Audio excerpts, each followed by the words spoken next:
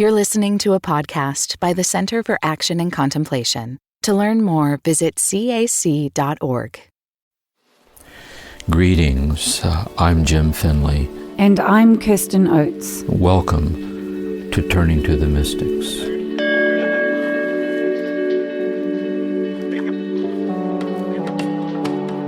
Welcome everyone to this podcast episode of Turning to the Mystics with Jim Finley. This is another bonus episode trying to be responsive to the situation we all find ourselves in. We are returning to run the regular episodes on Thomas Merton on a Monday, and then we'll have these more responsive podcasts playing on a Wednesday for a period of time while they remain helpful. So Jim and I are adapting to the situation with the podcast. I think we're adapting to the situation all round. But we look forward to meeting you where you all are on a Wednesday with this more responsive podcast, but really encourage you to stick with your practice and return to listening to the weekly Lexio Turning to the Mystics podcasts, Turning to the Mystic Thomas Merton. So Jim, thanks again for taking time today to be with us for this special podcast. I'm here with Jim in his study in California. I'm in my study in California, and Corey's on with us again in Albuquerque, New Mexico. And Corey in this last week has now joined us in the shelter-in regime, and so we're all adapting to this new way of life. So thank you, Jim. And you're going to lead us now in some teaching and practice, and then I'll be back at the end and we'll look at some questions that have come in this last week. Good. Thank you, Kirsten. Yes, greetings, everyone. And so pleased we can have these sessions together. I want to continue with our same basic format, as I'm going to share kind of a poetic reflection, bearing witness to this spiritual worldview of the contemplative traditions, and end with a way to meditate to ground us in that awareness. And then we'll do a little sit, and hopefully then during the week, as you're so inclined, you can return to this and find it helpful and continue on in your practice. And hopefully you'll find this a resource for you. Also, I want to be, for the remainder of these, being briefer, that is, limiting myself to one core metaphor and staying with that. So with that, then I'll share this reflection with you. In this reflection, I want to turn towards the healing stories of Jesus in the Gospels. And particularly, I'd like to share what all these stories share in common, and what this common domain of all these stories shares in common with us in our situation here with the pandemic that we're going through, and whatever other suffering we may be going through in our life. How are we drawn into these healing stories? And the reflection on the healing stories in the gospel is that we see that Jesus spent whole nights in prayer, in which he surrendered himself over to his eternal oneness with the Father that was his very identity as God's presence in our midst on this earth. And he came out from that dark, sweet communion of that union, roaming the earth, looking for people to set free from suffering. And when the word got out, the suffering came looking for him. I can't walk. I can't see. My daughter died. I'm a prostitute. I have leprosy. And so on. The litany of human sorrow. And Jesus, and we can then put ourselves there. That we come to Jesus. There's this pandemic, and I'm scared about myself or loved ones or the images on the TV. I'm just afraid for all of us as a society on this earth. And what Jesus does is that he always, in each of these stories, he first responds to the suffering. And so, and does so in a miraculous way that's beyond our powers, so that the lame walk, the blind see, and so on. But then he says, I do this for you as a sign that you might believe. And so the true miracle then is, what is it that these outward miracles are signs of? And how do we participate in that interior miracle? And I like to get at this then in a kind of a poetic way. I'm going to speak of a poet, kind of in a distilled essence of this, of our faith, is that Jesus stands with the person who's come to them in their suffering, or say we're standing there with Jesus suffering. And Jesus, as they stand there together, this is like between the two of them. This is in the interiority of the person who's suffering in the presence of Jesus. Jesus says to the person, I know you, because God the Father has eternally contemplated you in me, hidden with Christ in God forever, before the origins of the universe. I see you. This is the unborn you. For God has never, never, never, never not known who you eternally are in me from before the origins of the universe. And there's you, this unborn you, that God forever knows, is the unborn you that will never die. Because God will never, never, never, never, never, never not know who you are in me. I see the deathless beauty of yourself and who you are, the person that you are, be created by God in the image and likeness of God, for God's sake alone, as your eternal destiny. That's who I see. And Jesus says this to begin to set us free, or to join him in realizing that what's devastating about our fears is not that we can't walk or we can't see. It isn't that we have leprosy, or it isn't that we're terrified by the pandemic. The root of our fear is that we think we are what's wrong with us. That is, we tend to think the conditions in which we find ourselves have the authority to name who we are. But Jesus knows that the conditions in which we find ourselves do not have the authority to name who we are. Only the deathless love of God has the sole authority to name who we are, subsisting in that love as light subsists in flame forever. Jesus sees that. And standing there in the presence of Jesus, then the person, this is experiential salvation, they see reflected in his eyes their true face before they were born. And they're set free from the tyranny of fear. They're healed, the deep, deep healing. Now, we don't know what happened to each of those people, but in one way we do know they all died. They lived their day-by-day life, and they've been dead now for a long, long time. But tell me, what kind of life do you live in your fleeting passage through time once you've been liberated in this way, deep within your heart, like this? And so I think then this is our prayer that I'd like to suggest to you, really, that we're looking at here in this collective thing that we fear, is that first of all, we are to do what Jesus did. We're to respond first to the reality of the suffering. That is, we're to do what lies in our power to protect ourselves and our loved ones and others from the destructive, life-threatening effects of the pandemic. We are. And we're also, our hearts are to go out to those who are working directly with these people, to inspire them and guide them, sometimes at their own risk, to deal with this kind of traumatizing societal crisis that we're going through. We're to do that. But we're also to do it reminding ourselves in the presence of God that we engage in love's work, leaning into it, grounded in a peace that's not dependent on the outcome of the effort. For we're grounded in a peace that's not dependent on anything at all. For it is the deathless love of God that sustains us, like the eternality of ourselves in our fleetingness through time. And this is what we pray for. This is what we pray for.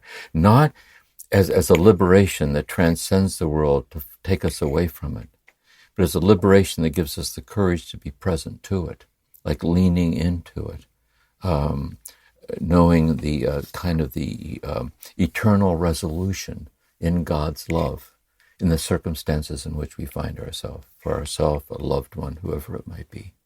So this then is the image. This is the image. And so I would suggest to you then, this is a way for us to meditate. And so one way to meditate is a kind of Alexio Divina. That is, we can ponder this in our heart. See, as we hear it spoken of in this way, what do we make of it? Like, where are we with this? Where are we with this? And how would we each ask God to give us the grace to join God in seeing us the way God sees us to be, invincibly established in this deathless love, in the fleetingness of our life and our passage through time? How would that be? And so we could reflect upon it. And we could also reflect upon the fact that unless we spend some daily time a kind of grounding ourselves in this rendezvous with this love, the kind of intensity of the daily stimulations overtake us. So we need a place apart to get regrounded in this presence to come out and live our life. And lastly, we can have a more contemplative sitting practice. For example, you may sit and listen to your breathing. Because with each breath you take, you're living your one less breath to breathe life. That you're melting like a candle. You're fleetingly passing away. And very, very, very soon now, you won't be here. But who you are in the fleetingness of time will eternally be subsisting in the love of God forever and ever and ever and ever and ever. And we sit that we might realize this deathless beauty in the fleetingness of things, and then grounded in it, live by it, and living by it, share it with others day by day. So with that then, let's sit together in meditation.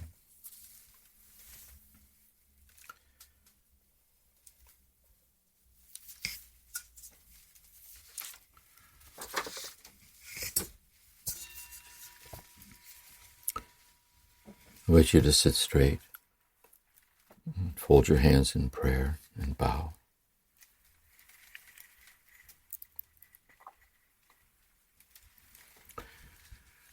Be still and know I am God. Silently repeat within yourself, repeat after me. Be still and know that I am God.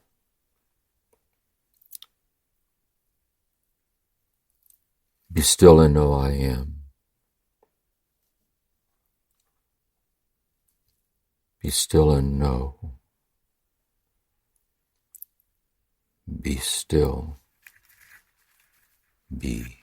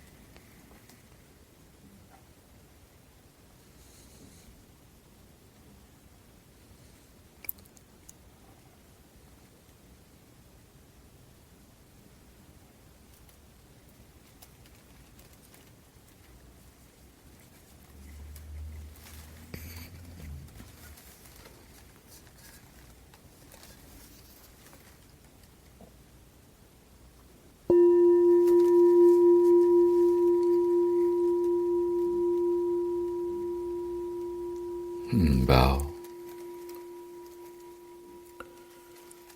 Slowly say the Lord's Prayer together. Our Father, who art in heaven, hallowed be thy name. Thy kingdom come, thy will be done, on earth as it is in heaven. Give us this day our daily bread, and forgive us our trespasses, as we forgive those who trespass against us. And lead us not into temptation, but deliver us from evil. For thine is the kingdom, and the power, and the glory, now and forever. Amen. Mary, Mother of Contemplatives, pray for us. St. John of the Cross, pray for us. St. Teresa of Avila, pray for us. Blessings to all of you. Till next time. Some of you have been sending in questions or sharing things that these reflections awaken in you. And so Kirsten will now interview me, kind of representing all of you. We'll have a little dialogue here to kind of bring a kind of a dialogical kind of stance where we're all connected in this process together. Okay, Kirsten. Thank you, Jim. Thank you for that beautiful reflection. I was really touched by it, trying to picture myself in front of Jesus and hearing you say that what Jesus sees when he looks at me in my suffering is this deathless, timeless person. And it made me think about the images we're getting at times on the news and on TV and on social media of the doctors and the nurses and the people that are the patients that are sharing their gratitude for what they're doing, and how I see like a deathless, timeless beauty in the way they're serving. Have you experienced that? Yes, very much so. Very much so. You kind of, and what's beautiful about it, really, when they're really engaged in this healing encounter, there's a kind of unself-aware transparency about engaging in attempts to help this person or to help these people. And the selflessness of the encounter, you can see this deathless love of God shining out through their eyes and their voice and so on. Yeah, very much so. Yeah. I saw a picture of a man, and he'd written a sign and was holding it up against the glass window because he couldn't go inside to the hospital, but it said, "Thank you for saving my wife's life. Thank you for all you do, and thank you for." And he had tears running down his cheeks, and just these exchanges of gratitude and kind of a sense of beauty in the world right now, amidst the chaos and I would think and the too, suffering. This would be a source of hope that when all this settles down, however, with all the suffering and everything that's going to come out of it, that it'll give rise to a renewed social order of what our priorities are, as human beings, as a people, it'll be like a spiritual awakening will emerge out of this. Something that's been happening in my neighborhood the last few nights is in joining with the solidarity of gratitude that's being expressed around the world for the hospital workers, in Italy and places like that. They've been coming out at a certain time and clapping and banging on pots and pans. And so my neighborhood started doing that, but instead of clapping, they're howling. So at 8 p.m. last night, my husband and I and our dogs went out onto the balcony, and all around, like, these are the howl. Wow, that's nice. Just echoing throughout the hills. So there's also like this sense of a timeless, deathless, communal beauty that's arising, not just individual, but communal. Yeah. Well, before we turn to the questions, Jim, I just wanted to ask if there's anything you've been doing or that you've done in the last week that's helping you in that practice of staying grounded or finding places of gratitude. Well, again, where I mentioned briefly where my wife died about how many days ago now? 9 days, I don't remember. And she died here at home in hospice. My oldest daughter, who's a hospice nurse, was here with me, helping me take care of her. And so I'm living with, the emptiness of it all. But also I'm living with her deathless beauty, her deathless beauty. And this deathless beauty of herself, having crossed over into God, is the deathless beauty on which we based our whole life together in our marriage as spiritual directors and therapists. And so this really makes poignantly present to me the deathless beauty of everybody, And when I turn on the news, what I'm going through here within myself, and see in microcosm what's going on in the world. See, how can we, in Christian terms, like what's the view from the cross? Like what's the view look like from the vantage point of love crucified, and the preciousness of a world that's so fragile and so beautiful. And so there's that, and then I sit looking out at the ocean, which is right outside the door here. I'm lucky, the timeless, like the eternality, like the earth is bodying forth this love, this body, this sacrament of this love. And just like you, being touched by the goodness of people. And here in the neighborhood where I go for a little walk, and people keep their respectful distance and wave at each other. And so there's a kind of a tenderness that I see coming out. And and preparing these talks helps me. I have to walk the walk here and not just talk the talk. I have to be authentic with this. So this helps me too. Reminds me what I'm about, what I believe in. Well, thank you for sharing that, Jim. This last week, my husband had a birthday, and his family tradition, they're big about birthdays. They love to celebrate, and so he was feeling kind of a bit anxious and down about his birthday arising in the time of COVID-19. So I surprised him by setting up a Zoom link and inviting his family and my family to join us for a birthday party, which was really sweet because our families are rarely together because they're, separated by distance. So we had Hal's sister and nephews in Texas. We had we call him our Neff son, my nephew who we kind of adopted. He was up at Tahoe, and my parents in Australia, my brother in Singapore, my sister in the Philippines, and so we had an international birthday party, and it was just very, very touching to be together.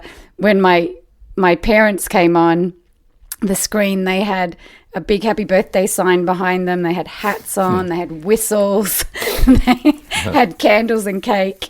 It was really special, even in a way more meaningful than what we would have normally done. So,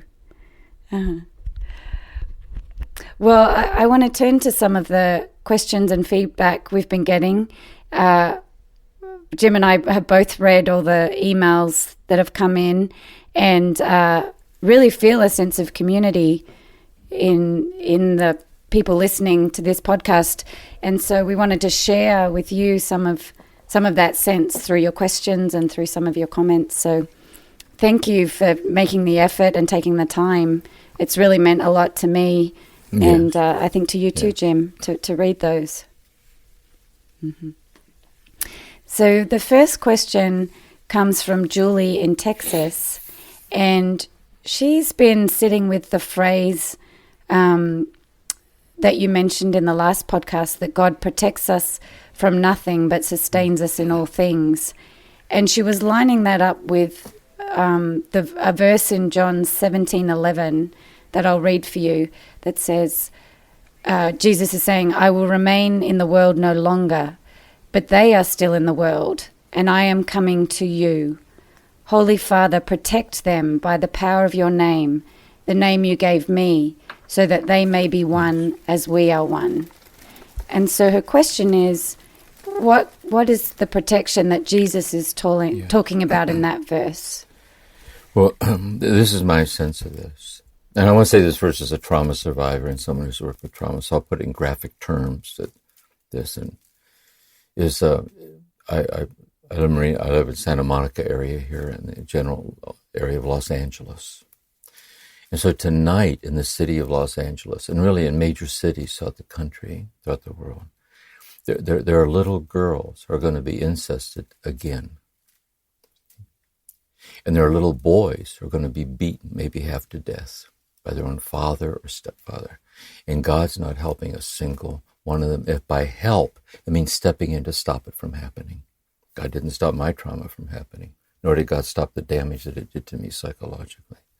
So I mean it in that sense. Likewise, the whole mystery of the cross is that whatever it means that God protects us, it does not mean that God prevents the cruel thing, the harsh thing, the brutal thing, the violent thing from happening to us in our innocence. See? It doesn't mean that. God depends on us to be there for and with each other, to protect each other at that level. But having said that, see, God protects us from nothing, but God unexplainably sustains us in all things. And we're unexplainably sustained in the deathless beauty of ourselves, being sustained by God unexplainably on up to this present moment. And we have faith and trust on up to and including the moment of our death and beyond. In the moment of our death, we are being unexplainably sustained by this infinite love taking us to itself. So I think I use the term, and I mean it in those terms, in that term. Yeah. Mm-hmm. And Jim, for those people who really struggle with that that way of looking at life, to accept that the suffering exists, but to know there's this deathless, timeless love. What advice do you give them to kind of get in touch with that love that you're speaking about? I'll say this again, trauma, the reality of trauma. And by the way, that's how personal the pandemic is. It touches internalized traumas and abandonment. Some of us have much more resiliency than others. And some of us have been through things. Mm-hmm. And if we've been through internalized traumas, the present trauma re-energizes what we've been through. So this is what I mean by the traumatization of spirituality. See, it's the trauma that traumatizes the capacity to know that we're being sustained. Because insofar as we're in the grips of our trauma, we can't access that. We cannot access that. And hence we rely on ritualistic reenactments of internalized trauma and abandonments and addictive numbing. And this is the psychological reality of suffering, of human suffering. So what we're really trying to do then is wherever we can find just one person, just whatever. Sometimes it's being alone in the midst of nature. Sometimes it's prayer. Sometimes it's just one person in whose presence we sense that we're not alone. And they can see in us a value we can't yet see. Or that we know that in their presence we're not alone because they are with us. And little by little by little, we can internalize that to get regrounded again. And so we're always trying to pass this on and help each other out. We're all in this together, and we're all helping and being helped by each other in this collective effort. So in our passage through time, the encounter goes the way it goes. But it's grounded in a peace that's not dependent on the outcome of the encounter, because it's grounded in the love that depends on nothing, because it's the infinite love of God on which everything depends. So poetically, it's beautiful and true, but to what extent it rings true for us and how we experience it touches us on what we're going through at the time and our coping strategies and all of that. It needs to be respected in its complexity. Mm-hmm. Well, I hear two things we can do out of that. One is these meditations that you're creating specifically for this point in time are coming out of an intuition of what might be helpful for people to connect to that love. And I know the one from last week, the whispering in Jesus' ear, I've been trying to do that every day. And the one today, in coming to Jesus in our suffering and knowing, trying to see ourselves through Jesus' eyes, the beautiful meditation you gave us today is one way to help. And then you're suggesting another way is to either reach out to a friend or be the friend that reaches out to someone else who might need this. Yeah, I think what we're looking for is where are those people or those places or those things which, when I give myself over to them with my whole heart, it regrounds me in a kind of a connectedness There's something that's sustaining me in the midst of my difficulties. And hopefully exactly these sharings we're doing here might be for some people among those resources to help them. Yeah. Well, we certainly got some feedback this last week that it's been helpful, so we're continuing on. Well, thank you for answering that one, Jim. Another one is, and it's a good follow-up to what we've just been talking about, is Helen's asking, how can we respond to other people's fears regarding this pandemic? My sense is this. First thing we do, we respond by acknowledging the context of our relationship with this person. So maybe someone real close, like our husband or a wife or one of our children or a close friend, like it's like that. Sometimes we really don't have that kind of access to them. It's more distant. So what we're always doing is acknowledge the limitations of the encounter, that it doesn't lie within our power to rescue them from themselves. So there's that. The next thing, like we were saying in the meditation with Jesus, is when they express their fear, we begin by saying to them, I'm so sorry you're having to go through this. That is, we let them know they're not alone in it. Instead of trying to fix it or cheer them up, we first join them to let them know they're not alone in their pain, like I'm with you in this pain. And then we look for little openings, like what could I possibly say that might be helpful? I think we've all had the experience of being with a friend or a loved one, and they're in immense pain and they're sharing something. And we say something that helps them, and we don't know how we knew how to say that. So I think we need to kind of be open to the flow of what might be given to us, like how can I be helpful? Accept the limitations in it and the holiness of the sincerity of the encounter, and then see where that goes with the givens of each person. That's helpful.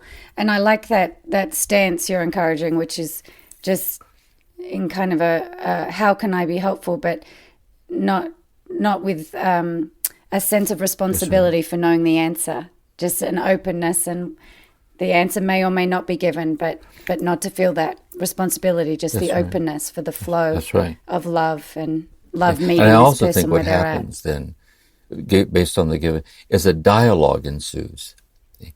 And the reassurance comes out of the sincerity of the dialogue. There's like an exchange. And in the midst of the sincerity of the exchange, there's a kind of the opening up of something, or a little light shines in. I think it's often like that. I wanted to read a couple of quotes that were sent in from people listening, just to give you a sense of where some people are in our community, so that we might stand in solidarity with them. One is from an anonymous friend, and they wrote, I work in a busy grocery store making bread and other baked goods for the extremely stressed out community. And it is so calming to come home and listen to your voices and get centered in God. So someone who's one of the few people working in a place being in contact with the stressed out public, that must be challenging. That must be very challenging. And I also think, too, what thought came to me, too, is that, say the person grounds himself in this space we're in, so that when they go out and they're making bread, may the bread that give us this day our daily bread.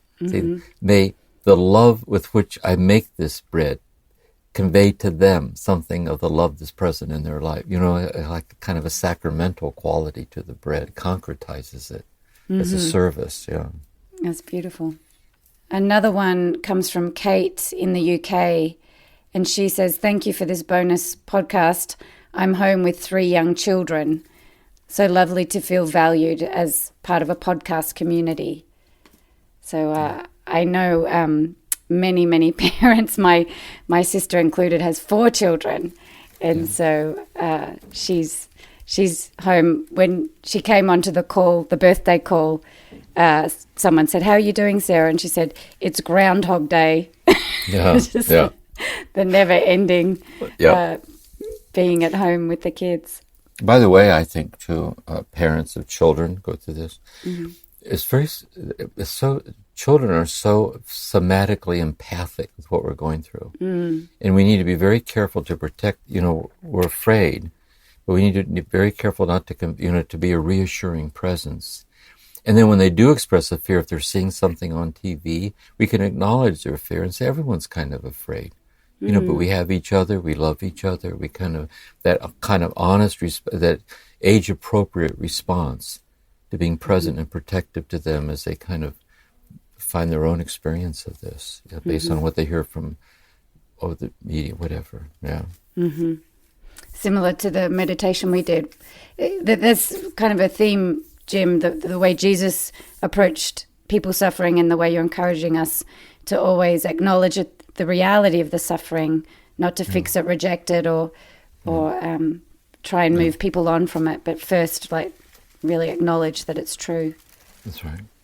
Before we close, I just wanted to invite people into our discussion, be a bit transparent about the desire to have people resume the Thomas Merton teachings on the Mondays, and then they can pop in and listen to these responses on the Wednesday. But the rationale, just the teaching of Thomas Merton being timeless and important throughout time. So when he was teaching, there was a lot of suffering going on as well. There was, and people are going to vary to what extent they care to get into the life of each teacher, mystic teacher. And but Thomas Merton and all these things, there was a lot of suffering in his life. In his childhood, his parents dying, and inner struggles that he went through. And which he was very open about in his journals, his inner turmoil and struggles. I'll share something, though, that touched me about, I don't know if I said in one of the little talks I did or not. As I went in once to see Thomas Merton, we could end with this thought. I went in to see Merton once for spiritual direction. And I was talking about this union with God that I was seeking there in the monastery. And he said, well, he said, this union with God that we're seeking is a union of God we're seeking in which we are learning to experience the suffering of the whole world in our heart. That we're not finding a rarefied air beyond the suffering of this world, but rather we're grounded in the love in which our communal fragility is being lived out in our own brokenness, so that when we carry it with loving tenderness, that willingness to carry that tenderness touches the whole world in ways we don't understand. And Merton was a deep believer in that through his own life. And so it's interesting to read the lives of these people and the suffering that was in their life. And no one's exempt. You know what I mean? We're not exempt from it, but we can learn to stabilize our heart in the depth of the love that transcends the suffering and unexplainably sustains us in it. And that's the peace, I think, that we're looking for. Yeah. Well, just hearing you say that quote from Thomas Merton just reveals what a great teacher he is for this time. And so there's an opportunity for people to practice in those sessions.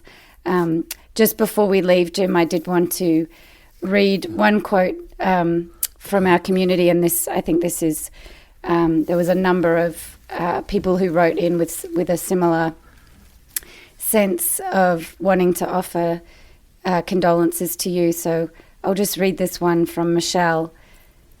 Hearing today that in the midst of all of this, you just lost your wife, and in the midst of this immediate loss and grief, you are speaking to us with such presence, compassion, and love. You are being here for us. I was deeply moved and wanted to connect with you in your sorrow and let you know how much you have given me and how grateful I am. So thank you, Jim. Oh, yeah. It's a gift to me, so thank you. I'll see you next time. Yes, next time. Thank you for listening to this episode of Turning to the Mystics, a podcast created by the Center for Action and Contemplation. We're planning to do episodes that answer your questions. So if you have a question, please email us at podcasts@cac.org or send us a voicemail at cac.org/voicemails. All of this information can be found in the show notes.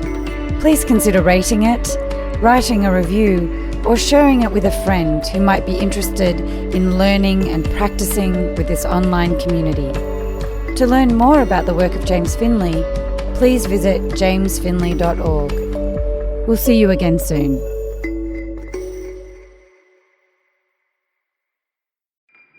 Do you feel called to walk a more contemplative path? The Center for Action and Contemplation is an educational nonprofit supporting the journey of inner transformation. Our programs and resources will help grow your consciousness, deepen your prayer practice, and strengthen your compassionate engagement with the world. Learn more about our resources, such as publications, podcasts, email series, and events at www.cac.org.